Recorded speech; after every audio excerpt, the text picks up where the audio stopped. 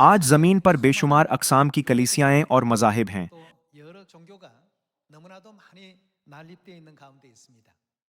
और ये कई फ़िरके इसरार करते हैं कि उनके अक़ायद और मज़हबी दस्तूर सही हैं और ये कि उनके पास आसमान को ले जाने वाली सच्चाई है।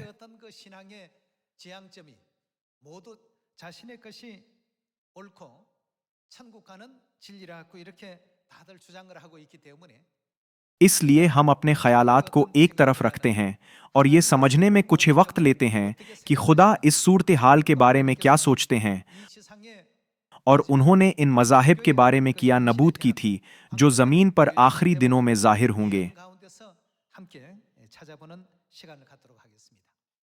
मुख्तसरन हमें सच और झूठ में इम्तियाज़ करने के काबिल होना चाहिए। तो फिर उनमें इम्तियाज़ करने के लिए वाज़े मयारात होने चाहिए, सही? किताब मुक़द्दस पेशिंगोई करती है कि 850 फ़िरके ज़ाहिर होंगे। उनमें से हमें खुदा की अब्दी बादशाही में दाखिल होने के लिए किस फ़िरका की पैरवी करनी चाहिए?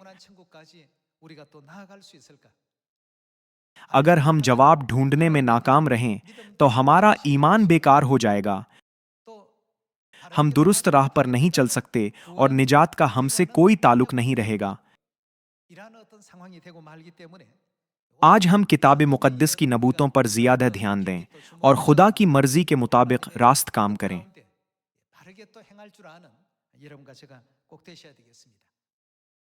हम मत्ती बाब 13 आयत 24 पर एक नज़र डालते हैं।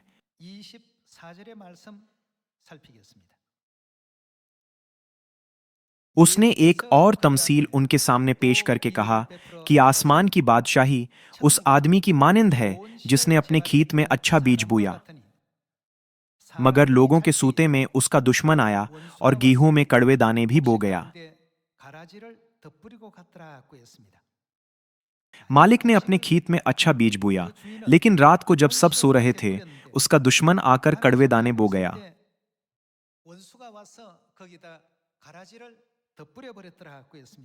आयत 26।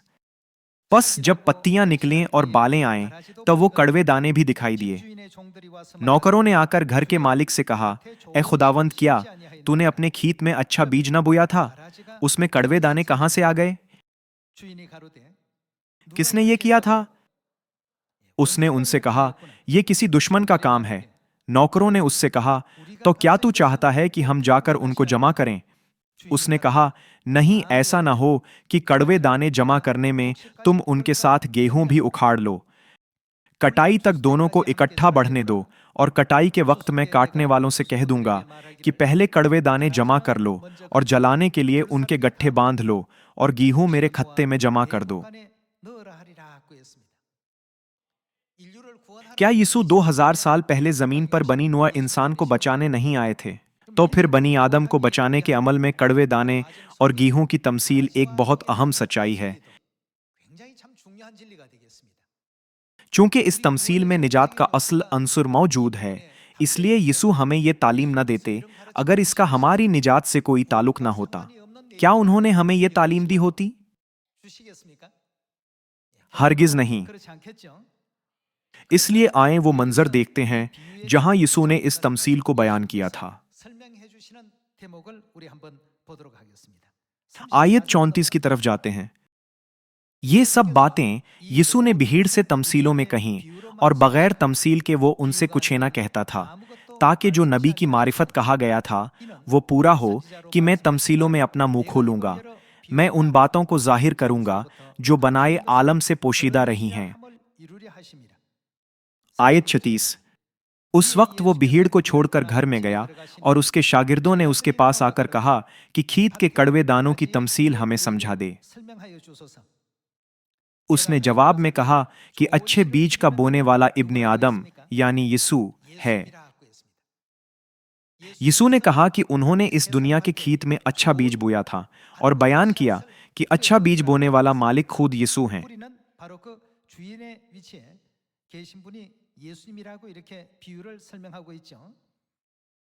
आयत 38 देखते हैं। और खेत क्या? दुनिया है। इससे मुराद ये दुनिया है। और अच्छा बीज बादशाही के फर्जंद और कड़वे दाने उस शरीर के फर्जंद हैं। आयत 39 में कहा गया है, और जिस दुश्मन ने उनको बोया वो कौन? इब्लीस है। इस दुनिया के खेत में यीशु के खुशखबरी का अच्छा बीज बोने के बाद दुश्मन आ गया और गेहूं के दरमियान कड़वे दाने बो गया। और कटाई दुनिया का आखिर है और काटने वाले फरिश्ते हैं। बस जैसे कड़वे दाने जमा किए जाते और आग में जलाए जाते हैं, वैसे ही दुनिया के आखिर में होगा। आयत 41। इब्ने आदम यीशु अपने फरिश्तों को भेजेगा और वो सब ठोकर खिलाने वाली चीजों और किसको जमा किया जाएगा? बदकारों को उसकी बादशाही में से जमा करेंगे। एक और तर्जुमा में कहा गया है कि बेशरा लोगों को, और उनको आग की भट्टी में डाल देंगे। इस तमसील में यीशु ने आयत 30 में कहा, कड़वे दाने जमा कर लो और जलाने के लिए उनके गट्ठे बांध लो। और आयत 42 में इसकी तशरीह यूं की कि बेशरा काम करने वालों को आग की भट्टी में फेंक दो। आखिरकार कड़वे दाने वो हैं जो खुदा के कलाम की नाफरमानी करते हुए बेशरा काम करते हैं।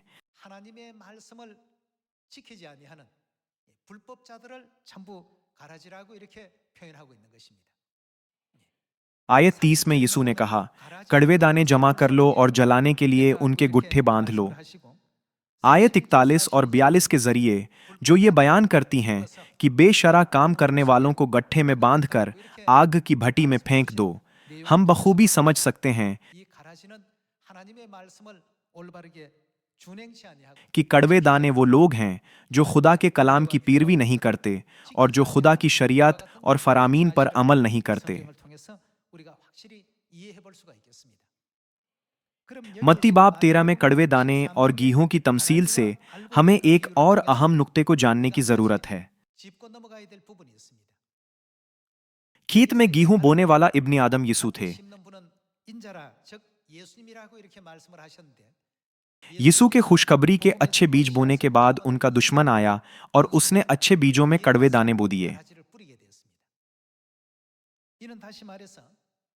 यहां हम तस्दीक कर सकते हैं कि खुशखबरी की सच्चाई जो यस्सू ने इब्तदाई कलीसिया के दिनों में सिखाई थी, कामिल तरीन सच्चाई थी।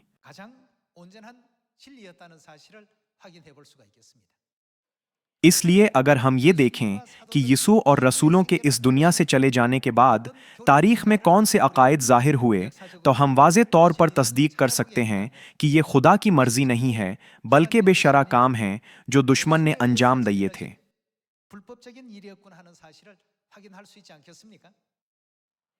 अब आए हम एक और बात की तस्दीक करते हैं और खुदा के कलाम पर एक और नजर डालते हैं। हम इसकी तस्दीक तारीखी और सच्चाई के नुक्ते नजर से कर सकते हैं। क्या यीशु और रसूलों के दिनों में इतवार को इबादत होती थी? 321 बाद अज मसीह में कुस्तंतीन रोमी शहंशाह ने तारीख दौर में सियासी कुव्वत बांटते हुए कैथोलिक कलीसिया के साथ मिली भगत से सबत की इबादत खत्म कर दी थी।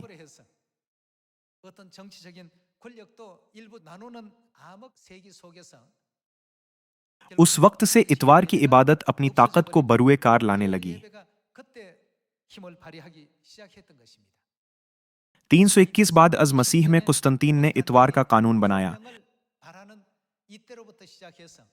चूंकि इतवार को आराम के दिन के तौर पर मुकर्रर किया गया था, तो सबत मानने वाले कहने लगे, क्या ये बेहतर नहीं कि इस मुकद्दस दिन पर खुदा की इबादत की जाए?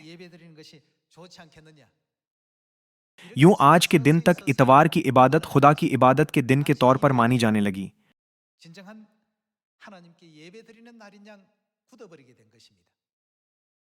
उससे पहले इतवार की इबादत बिल्कुल नहीं होती थी।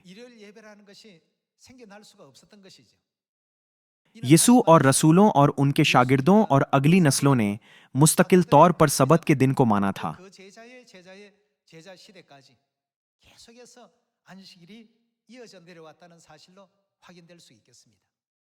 मालिक इब्ने आदम यीशु मसीह ने बनी आदम को बचाने के लिए खुशखबरी के अच्छे बीज बोए थे।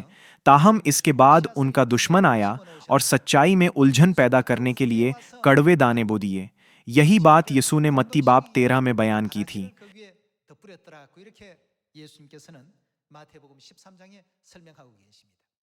नीज लूका बाब 22, मत्ती बाब 26 और मरकस बाब 14 में भी हम वो मंजर देख सकते हैं जहां यीशु ने फसा को पाक माना था। यीशु और रसूलों के दिनों में फसा एक मुतलिक सच्चाई के तौर पर शुमार की जाती थी। कलीसिया की तारीख में हम इंदराज देख सकते हैं कि हमें खुदावंद से फसा मिली है और ये हरगिज मनसूख नहीं होनी चाहिए। लेकिन रूमी शहंशाह कुस्तंतीन ने तमाम कलीसियाओं से बिशप बुलाए और 325 बाद अज मसीह में निकाया में कैथोलिक कलीसिया के साथ मिली भगत से फसह को मनसूख कर दिया। 로마 황제와 가톨릭이 연합된 가운데서 유월절 진리를 없애버리게 된 것입니다. जी उठने की तारीख के तयन के एजेंडे के तहत उन्होंने दरअसल फसा को मनसूख कर दिया था। 그렇게 걸어놓고 유월절을 없애는 이와 같은 일이 생겨나게 되었던 것입니다. इसलिए ये मसीही तारीख में जी उठने के दिन पर तनाज़ा के तौर पर दर्ज है। 이렇게 역사적으로 표현하고 있는데요. जहां तक जी उठने के दिन के तनाज़ा का ताल्लुक है तो ये असल में पास्का का तनाज़ा के तौर पर दर्ज किया गया था। पास्का जी उठने के दिन को नहीं बल्कि ईद फसह को जाहिर करता है। ईद फसह की तारीख का जिक्र करते हुए उन्होंने दरअसल इसे जी उठने के दिन से जोड़ा और इसरार किया कि हम इतवार को जी उठने का दिन मनाएं। इतवार को जी उठने का दिन मनाना एक तयशुदा बात थी क्योंकि ये एक शरीयत थी जो पुराने अहदनामा के ज़माने से मानी जा रही थी। आखिरकार उन्होंने 325 बाद अज मसीह में निकाया कौंसिल में ईद फसह मनसूख कर दी। 회의로 말미암아서 유월절이 없어져 버리고 फिर उन्होंने क्रिसमस जैसे बुत प्रस्त रसूमात को अपनाया। 이방 종교의 어떤 습속들이 तारीख में हम देख सकते हैं कि वो कैसे भीड़ों के भेस में आए। 이와 같은 역사를 우리가 볼 수 있습니다.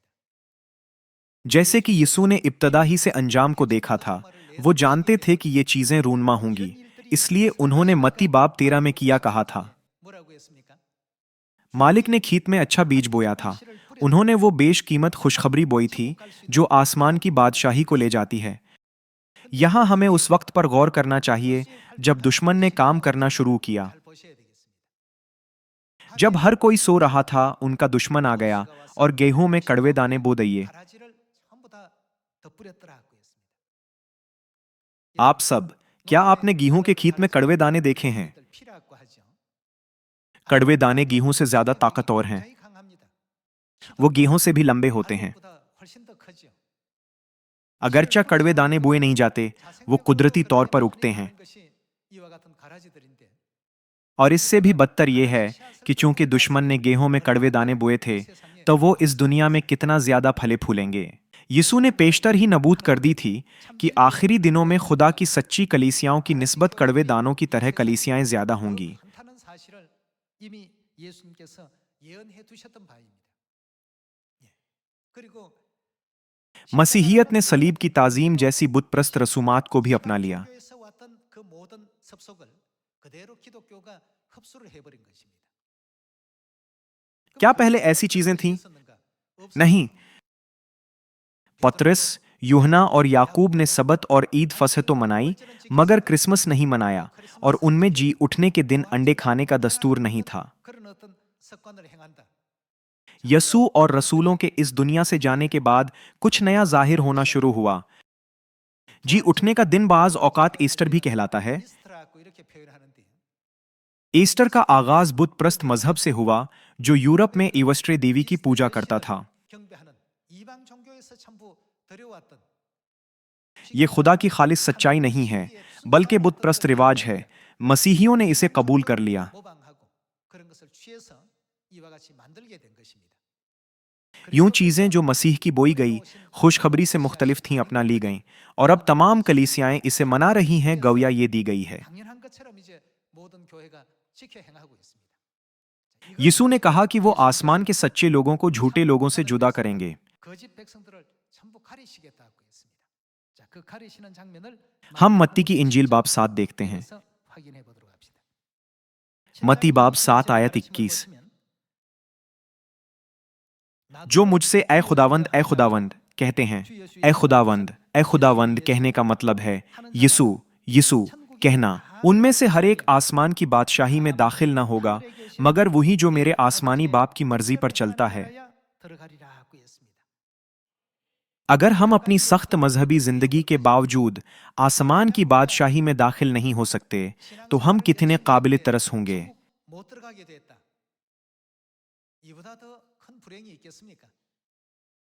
ہم یہاں دیکھ سکتے ہیں کہ یسوع نے کیسے یقینی طور پر اعلان کیا تھا کہ جو میرے آسمانی باپ کی مرضی پر نہیں چلتا وہ آسمان کی بادشاہی میں داخل نہیں ہو سکتا۔ آسمان پر آسمانی قوانین ہیں اور زمین پر زمینی قوانین ہیں۔ کون آسمانی قوانین کو درست طور پر مانتا ہے؟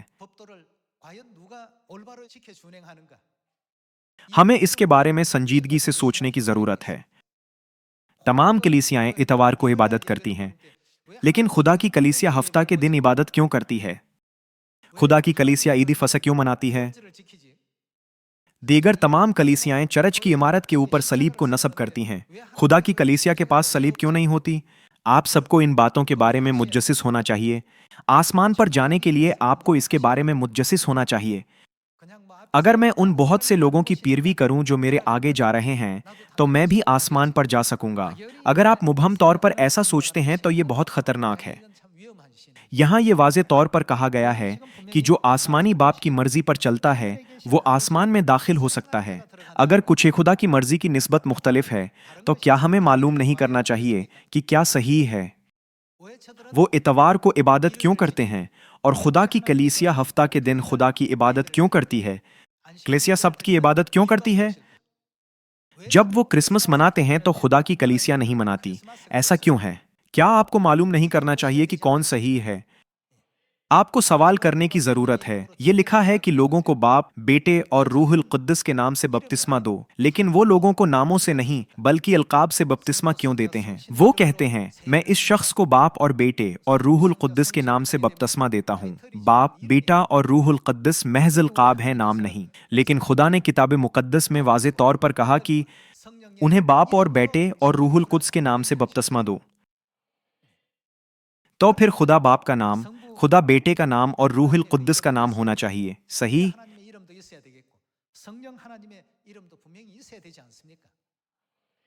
آپ سب کو اس کی تصدیق کرنی چاہیے۔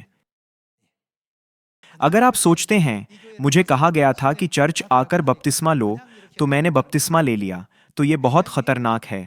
سب کچھ جاننے کے بعد آپ کو اس پر عمل کرنا چاہیے۔ آپ کو معلوم ہونا چاہیے کہ یہ خدا کی مرضی ہے یا نہیں۔ اسی لیے یہ لکھا ہے کہ جو مجھ سے اے خداوند کہتے ہیں ان میں سے ہر ایک آسمان کی بادشاہی میں داخل نہ ہوگا مگر وہی جو میرے آسمانی باپ کی مرضی پر چلتا ہے۔ آیت 22 دیکھتے ہیں۔ اس دن بہتیرے مجھ سے کہیں گے اے خداوند، کیا ہم نے تیرے نام سے نبوت نہیں کی اور تیرے نام سے بدروحوں کو نہیں نکالا اور تیرے نام سے بہت سے معجزے نہیں دکھائے؟ اس وقت میں ان سے صاف کہہ دوں گا کہ میری کبھی تم سے واقفیت نہ تھی۔ وہ کسے نہیں جانتے؟ اے بدکارو، اے بے شرع لوگو، میرے پاس سے چلے جاؤ۔ بدی کرنے سے مراد بے شرع کام کرنا ہے۔ بے شرع کاموں سے مراد شریعت کے خلاف جانا، شریعت کے خلاف کوئی کام کرنا اور شریعت کی نافرمانی کرنا ہے۔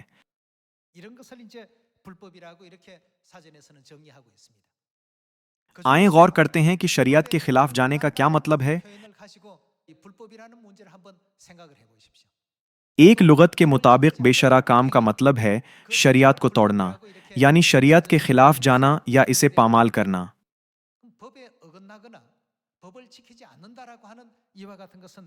کتاب مقدس میں یسوع ہمیں سکھا رہے ہیں کہ جو لوگ خدا کی شریعت کی نافرمانی کرتے ہیں اور خدا کی شریعت کی خلاف ورزی کرتے ہیں وہ ہرگز آسمان کی بادشاہی میں داخل نہیں ہو سکتے۔ اے بدکارو، میرے پاس سے چلے جاؤ۔ انہوں نے خداوند کے نام سے بدروہیں نکالیں، ان کے نام سے نبوت کی اور ان کے نام سے بہت سے معجزے دکھائے۔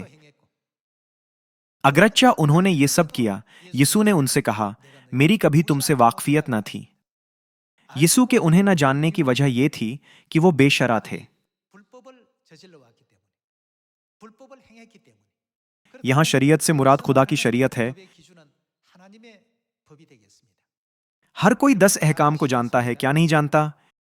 پہلا حکم ہے میرے حضور تو غیر معبودوں کو نہ ماننا۔ دوسرا حکم ہے بتوں کی پرستش نہ کرنا۔ تیسرا حکم ہے تو خداوند اپنے خدا کا نام بے فائدہ نہ لینا۔ چوتھا حکم ہے یاد کر کے تو سبت کا دن پاک ماننا۔ ہم سب جانتے ہیں کہ 10 احکام خدا کی شریعت ہیں۔ देगर तमाम कलीसियाएं अच्छी तरह जानती हैं कि सबत खुदा की शरीयत है, मगर अब वो उन उसूलों की पैरवी कर रही हैं जो खुदा की शरीयत के खिलाफ हैं। इसलिए यीशु ने क्या कहा था, ए बेशरा लोगों मेरे पास से चले जाओ। अगरचा तुमने निगहबानों और एल्डर्स के तौर पर नबियों यानी कलीसिया के रहनुमाओं का किरदार अदा किया, लेकिन मेरी कभी तुमसे वाकफियत न थी।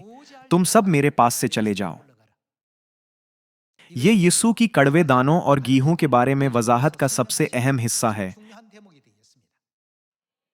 अगर हम आसमान पर नहीं जा सकते तो हमारा ईमान बेमानी है। अगर हम आसमान पर नहीं जा सकते तो बेहतर यही है कि दुनिया में एतदाल से जिंदगी गुजारें।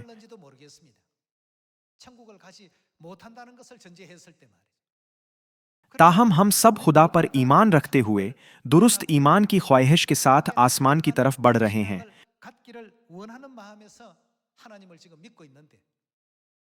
खुदा खुद इस जमीन पर जिस्म में आए और ऐलान किया कि बेशरा काम करने वाले हरगिज आसमान की बादशाही में दाखिल ना होंगे। मेरे बाप की मर्जी पर न चलने वाले हरगिज आसमान में दाखिल ना होंगे। इसलिए लूका बाब 22 ईद फसे यानी नए अहद की खुशखबरी की सच्चाई के बारे में क्या कहता है, जिसे यीशु ने 2000 साल पहले इस जमीन पर आकर कायम किया था। ये प्याला मेरे खून में नया अहद है जो तुम्हारे वास्ते बहाया जाता है। यीशु ने यकीनी तौर पर हमें ये सिखाया था।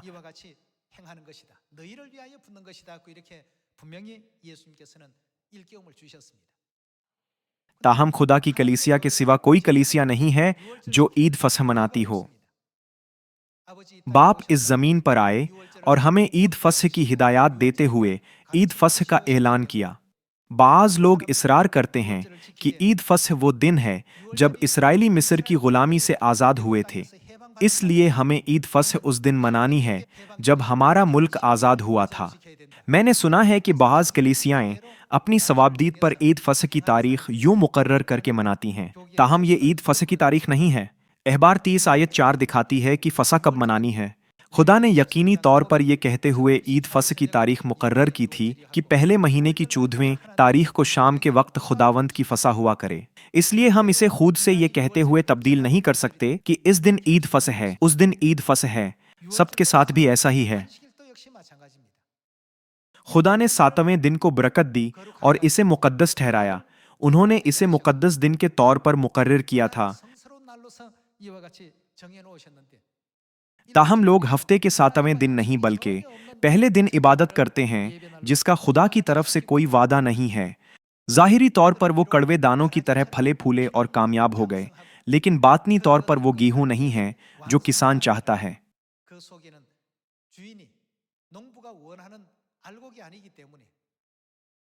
किसान कैसा महसूस करता है जब कड़वे दाने ज्यादा से ज्यादा बढ़ते हैं?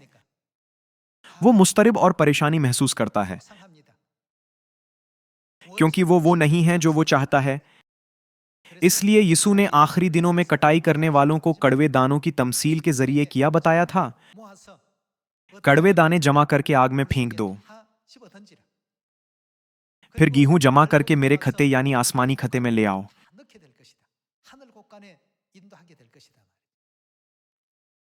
भाइयों और बहनों, यहां जब हम मत्ती बाब 7 और 13 के यीशु के अल्फाज को इकट्ठा करते हैं तो हम देख सकते हैं कि यीशु वाकई क्या चाहते हैं। आसमान में दाखिल होने के लिए हमें नबियों, निगहबानों, एल्डर्स और इस तरह के फराइज अंजाम देने के अलावा और क्या करने की जरूरत है? हमें पहले खुद से पूछने की जरूरत है, क्या अब मैंने जिंदगी की सच्चाई हासिल कर ली है जिसकी मुनादी खुदा ने इस जमीन पर बनी नो इंसान को बचाने के लिए की थी? क्या मैं सच्चाई पर कायम हूं या नहीं? यह ज्यादा अहम है, क्या ऐसा नहीं है? इसलिए यीशु ने कहा, ऐ बेशरा लोगों मेरे पास से चले जाओ। बेशरा कामों पर अमल करने से मुराद शरीयत के खिलाफ जाना, नाफरमानी करना या शरीयत को तोड़ना है। वो अपने घरों की दीवारों पर इस हुक्म को लिखकर लगाते हैं कि याद करके सबत के दिन को पाक मानना, मगर वो हकीकत में सबत नहीं मनाते। ये इंतहाई अफसोसनाक बात है। इसके बावजूद वो पुरएतमाद हैं कि वो आसमान पर जा सकते हैं। हम इफ्सियों बाब 2 आयत 19 पर एक नजर डालते हैं। 함께 보시겠습니다. बस अब तुम परदेसी और मुसाफिर नहीं रहे, बल्कि मुकद्दिसों के हम वतन और खुदा के घराने के हो गए, और रसूलों और नबियों की नींव पर तामीर किए गए हो। 너희는 사도들과 선지자들의 터 위에 세우심을 입은 자라. हमें रसूलों और नबियों के ईमान की नींव यानी सच्चा ई की नींव पर तामीर होना चाहिए। 세움을 받아야만 되는 것입니다. 사도들과 선지자들의 터 위에 जिसके कोने के सिरे का पत्थर खुद मसीह यीशु है तामीर किए गए हो, उसी में हर एक इमारत मिल मिलाकर खुदावंद में एक पाक मकदस बनता जाता है, और तुम भी उसमें बाहम तामीर किए जाते हो ताकि रूह में खुदा का मस्कन बनो। 예수 안에서 함께 지어져 가느니라 하고 있습니다. यहाँ इफ्सियों बाब 2 आयत 20 में यह लिखा है कि तुम रसूलों और नबियों की नींव पर तामीर किए गए हो। 사도들과 선지자들의 터 위에 세우심을 받은 자라고 했습니다. क्या कोई ऐसा रसूल था जिसने इतवार मनाया हो, क्रिसमस मनाया हो, चर्च की मीनार पर सलीब लगाई हो, या कोई ऐसा जो सलीब का हार पहनता हो? 교회 탑 꼭대기에 세우고 또 목걸이에 매달고 다니고 이런 사도가 있습니까? चूंकि किताब मुकद्दस कहती है कि रसूलों और नबियों की नींव पर ताओ, हमें दुरुस्त तौर पर यह जानने की ज़रूरत है कि रसूल किस किस्म का ईमान रखते थे। किताब मुकद्दस वाज़े तौर पर हमें सिखाती है कि तुम रसूलों और नबियों की नींव पर तामीर किए गए हो। 이렇게 성경은 분명히 우리에게 가르침을 주고 있습니다. तो फिर रसूलों ने कौन से आईन और ज़ाबित माने थे? 사도들이 지켜왔던 하나님의 그 율례와 규례와 법도가 어떤 것이 있었는지 कवानीन के खिलाफ जाना, कवानीन को तोड़ना, 그 법도에서 어긋난 행위 ये बेशरा कामों पर अमल करना है। 불법입니다. वो कहते हैं, क्या हमने निगहबानों और नबियों के तौर पर काम नहीं किया और मुजज़े और अजाइब नहीं दिखाए? ऐ खुदावंद, हमने ये सब काम आपके नाम से किए। मत्ती बाब 7 मुस्तकबिल में मसीह की अदालत के मंजर की एक झलक दिखाता है, जहां यीशु ने यकीनी तौर पर कहा था, मेरी कभी तुमसे वाकफियत न थी। 예수님께서는 거기에서 단호히 말씀했습니다. 내가 너희를 도무지 알지 못한다고. यीशु ने ऐसा क्यों कहा था? उन्होंने किसी और वजह का जिक्र नहीं किया था, बल्कि सिर्फ इतना कहा, ऐ बेशरा लोगों, मेरे पास से चले जाओ, मेरी कभी तुमसे वाकफियत न थी। खुदा की शरीयत बहुत अहम है और आज हमें इसे याद रखना चाहिए। 참 중요한 것입니다. हमें तस्दीक करने की जरूरत है कि आया हमारा ईमान रसूलों और नबियों की नींव पर तामीर हुआ है। 확인해야 되겠습니다. यीशु इस जमीन पर बनी आदम को बचाने आए थे, क्या वो नहीं आए थे? इंसानों को बचाने के लिए उन्होंने खुशखबरी की सच्चाई की मुनादी की, तालीम दी और इसे जाहिर किया। ताहम आज यीशु पर ईमान रखने का दावा करने वाली कलीसियाओं के पास यीशु की तालीमात नहीं हैं। ये हैरान कुन है। जैसा कि मत्ती की इंजील में लिखा है, वो यीशु से कहते हैं, क्या आए खुदावंद ए खुदावंद। ताहम यीशु ने कहा, जो मुझसे ए खुदावंद कहते हैं, उनमें से हर एक आसमान की बादशाही में दाखिल ना होगा। किस किस्म के लोग आसमान में दाखिल होंगे? खुदा के कवानीन और जवाबित पर अमल करने वाले और उनकी तालीमात पर चलने वाले। वो आसमान की बादशाही मीरास में पाएंगे। अब हम ईमान की कुछ हिस्साइयां देखते हैं जिन पर रसूलों और नबियों ने अमल किया था। हम लूका बाब 4 आयत 16 पर एक नजर डालते हैं। और वो नासिरत में आया जहां उसने परवरिश पाई थी, और अपने दस्तूर के मुआफिक सबत के दिन क्या किया? वो इबादत खाना में गया।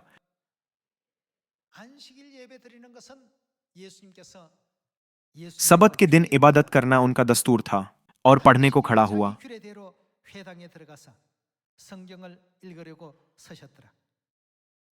लूका की इंजील के चौथे बाब में यीशु ने यसायाह की नबूत पर वाज दिया और इसकी वजाहत की। 거기에 대한 설명까지 베푸시는 장면이 누가복음 4장에서 기록되어 있습니다. मती बाब 12 आयत 8 में कहा गया है कि इब्ने आदम क्या सबत का मालिक है। 주인이라고 이렇게까지 선포를 해 놓으셨습니다. ताहम आज यीशु पर ईमान रखने का दावा करने वाली कलीसिया सबत नहीं मनाती। ये वाकई हैरान कुन है। यूहन्ना बाब 13 आयत 15 कहती है कि सब काम जो यीशु ने किए वो हमारे लिए क्या हैं? नमूना हैं। यीशु ने कहा, उन्होंने हमारे लिए नमूना कायम किया जो हमें करना चाहिए। यीशु तसलीस में खुदा बाप हैं, क्या ऐसा नहीं है? 하나님 아니십니까? क्या हम सोच सकते हैं कि यीशु जो खुदा हैं आसमान पर न जा पाते अगर उन्होंने सबत और फसा न मनाई होती? हरगिज नहीं। ताहम उन्होंने इन्हें मनाकर हमारे लिए नमूना कायम किया। 행하게 하려 하여 यीशु ने कहा कि उन्होंने एक नमूना कायम किया ताकि सब लोग वैसा ही करें जैसा उन्होंने किया। 이와 같은 본을 보여주었다고 했습니다. हमें सबत मनाने में उनके नमूना की पैरवी करनी चाहिए। रसूल मुस्तकिल तौर पर सबत मनाते रहे, क्या उन्होंने नहीं मनाया? हम एमाल बाब 17 में वो मंजर देखते हैं जहां पौलुस ने सबत मनाया था। आमाल बाब 17 आयत 2। 말씀 보도록 하겠습니다. और पौलुस रसूल पौलुस अपने दस्तूर के मुआफिक उनके पास गया और 3 सबतों को किताब मुक़द्दस से उनके साथ बहस की। 성경을 가지고 강론하였더라고 했습니다. हर सबत के दिन पौलुस ने पुख्तगी से गवाही दी कि यीशु ही मसीह हैं। यहां हम देख सकते हैं कि पौलुस ने यीशु की तरह सबत के दिन इबादत करने को अपना दस्तूर बनाया था। 규례로서 늘 이와 같이 지키신 것처럼 आइन, फरमान और ज़ाब्ते वो सब एक जैसे हैं। 되겠습니다. चूंकि सबत खुदा की शरीयत यानी आसमान की शरीयत है, इसलिए उन्होंने सबत मनाया। 준행했다고 되어 있습니다.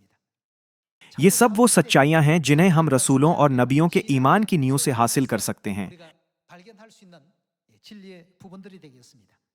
हम मत्ती बाब 26 आयत 17 देखते हैं। 17절부터 살피겠습니다. और ईदी फतीर के पहले दिन शागिर्दों ने यीशु के पास आकर कहा, तू कहाँ चाहता है कि हम तेरे लिए फसा खाने की तैयारी करें? 원하시나이까? उसने कहा, शहर में फिलां शख्स के पास जाकर उससे कहना, उस्ताद फरमाता है कि मेरा वक्त नजदीक है, मैं अपने शागिर्दों के साथ तेरे यहाँ ईदी फसा करूंगा। 하시더라 하라.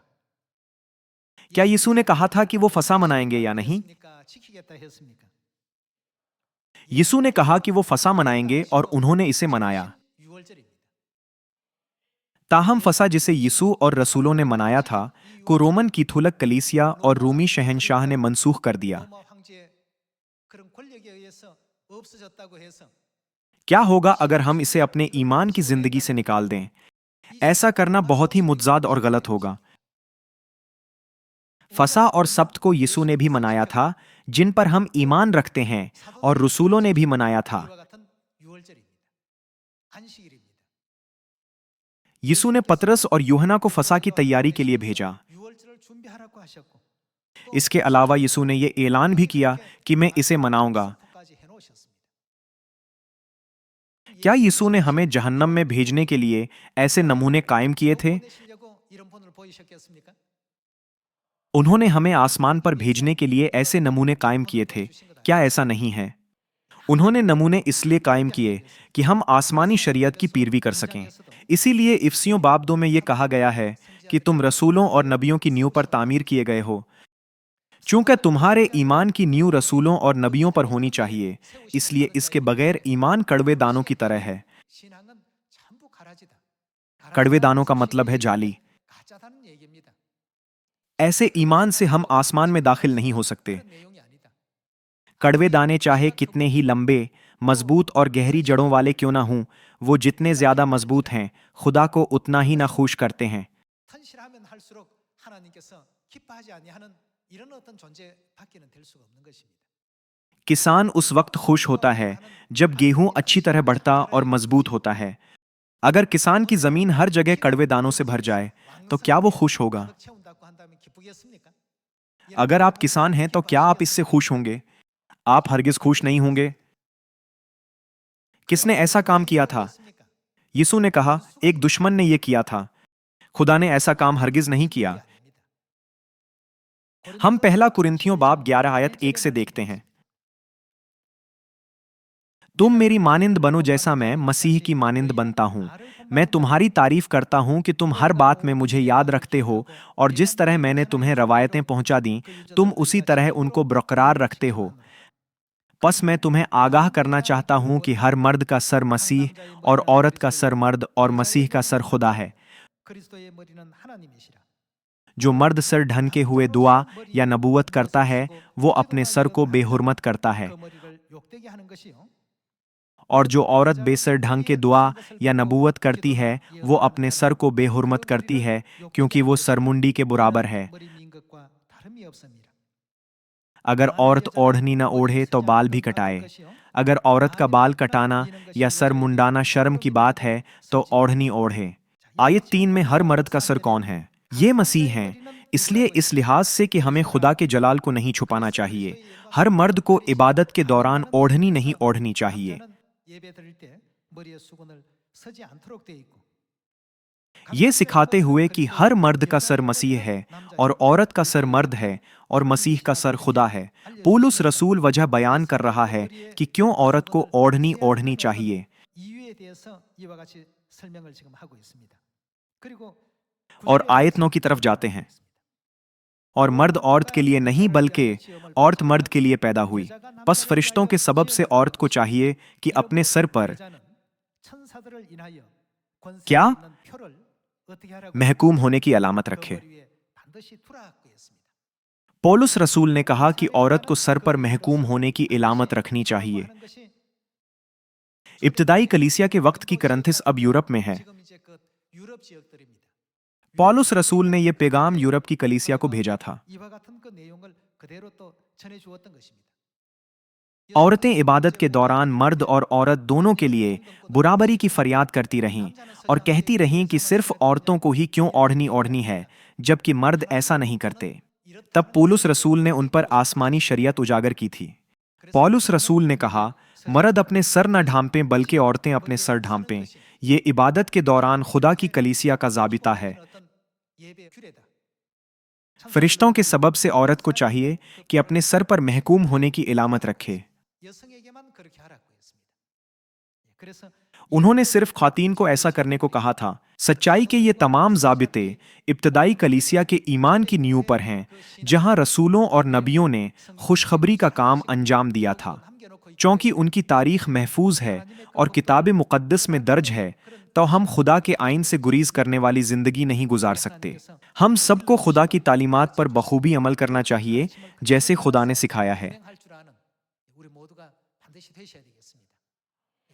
تاہم تیسری اور چوتھی صدی کے دوران یسوع اور رسولوں کے اس دنیا سے چلے جانے کے بعد بہت سی بت پرست رسمیں کلیسیاؤں میں رائج ہوئیں اور آج کل کلیسیاؤں میں بہت زیادہ پھیلی ہوئی ہیں۔ 내용들이 교회 안에 오늘날 너무나도 판을 치고 있습니다. وہ سچائی بننے کا ڈھونگ رچاتے ہوئے دنیا کو تاریک بنا رہے ہیں۔ 만들어 버리고 있습니다. اب آئیں ہم دنیا کے نور کے طور پر ایک ایک کر کے کتاب مقدس کی تعلیمات کو نہ جاننے والوں کو منادی کریں۔ 그에게 바르게 또 전해 주시고 바르게 또 알려서 ہمیں ہرگز سخت اور شدید ملامت نہیں ملنی چاہیے جیسے کہ میری کبھی تم سے واقفیت نہ تھی، اے بدکارو میرے پاس سے چلے جاؤ، 호된 운명을 우리가 받을 것이 بلکہ تعریف حاصل کرنی چاہیے جیسے کہ تم نے خدا کے احکام مانتے ہوئے محنت سے کام کیا ہے۔ یقیناً یہ کتنا کٹھن رہا ہوگا کہ بے دین لوگوں کے درمیان تمسخر، ایذا رسانی، مشکلات اور حقارت کو برداشت کرنا پڑا۔ 얼마나 고생했느냐. مجھے امید ہے کہ آپ سب درست راہ پر چلیں گے اور یاد رکھیں گے کہ خدا ہمیں گیہوں کے طور آسمان کی بادشاہی میں لے جائیں گے۔ 잃어버리지 마시고 항상 정로의 길을 달려갈 줄 아는 여러분과 제가 꼭 되시길 바라겠습니다. آپ کا بہت شکریہ۔ 감사합니다.